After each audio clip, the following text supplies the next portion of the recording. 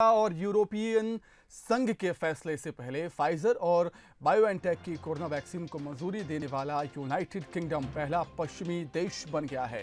ये वैक्सीन अगले हफ्ते से ब्रिटेन में उपलब्ध होगी। बता दें कि कुछ दिन पहले ही फाइजर कंपनी ने ऐलान किया था कि वो लैब में कोविड-19 यानी कि कोरोना की ऐसी वैक्सीन बनाने में सफल हुए हैं जो कि वायरस के सामने 96% असरदार है।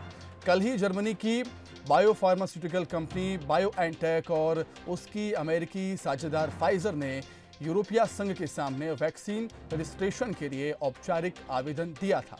ब्रिटेन की medicine and health care products regulatory agency इससे फाइजर और बायोएनटेक कोरोना वायरस वैक्सीन का आकलन करने की मंजूरी दे दी है।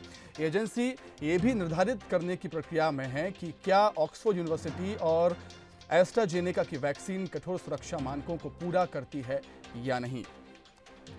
इस पर अधिक चर्चा के लिए हम सीधे बातचीत करेंगे न्यूज हेड शरद जी से। शरद जी, इस साल की सबसे अच्छी खबर हम इसे कह सकते हैं? और इसी के साथ ये भी हम कह सकते हैं कि अब हमारे पास वो हथियार भी आने लगा है। अब तक हमारे पास जो एक ही हथियार है वो हथियार है मास्क, कोरोना के खिलाफ लड़ाई में। लेकिन अब धीरे धीरे वैक्सीन जो हैं वो कतार में खड़ी होने लगी हैं और इसी कड़ी में फाइजर, जिसने एक जर्मन कंपनी के साथ मिलके ये वैक्सीन बनाई है, इसके ट्रायल को मंजूरी देने वाला ब्रिटेन पहला देश बन गया है।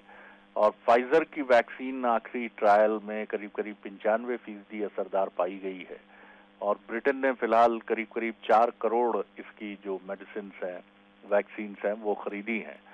और इसके साथ जो इमरजेंसी सर्किल में काम करने वाले लोग हैं, सबसे पहले ये वैक्सीन उन्हें लगाई जाएगी।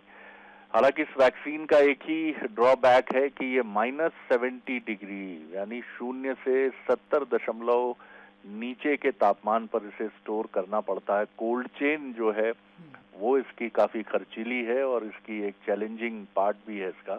और दूसरा इसका चैलेंजिंग पार्ट है कि करीब करीब $20 के आसपास इसकी कीमत है, यानी ये करीब करीब 1600-1700 रुपए की है। और खुले बाजार में ये भी माना जाता है कि कई बार आरंभिक स्तर पर कीमत दुगनी हो जाती है, तो ये 3-3.5 हजार तक की भी खुले बाजार में अपने शुरुआती दौर में मिलेगी। तो एक तो महंगी है और दूसरा कोल्ड चेन जो है वो मेंटेन करना काफी चुनौतीपूर्ण है। लेकिन कोरोना के खिलाफ बेहद अच्छी खबर है और उम्मीद जो हम कर रहे थे कि मार्च तक और फरवरी तक हमें अच्छी खबर सुनने को मिलेगी, लेकिन ऐसा लगता है कि नए साल के पहले ही कोरोना के खिलाफ वैक्सीन आना शुरू हो गई हैं और हमें लगता है कि जनवरी और फरवरी तक काफी हो सकता है कि हम भारत में भी वैक्सीन की आमद देखें।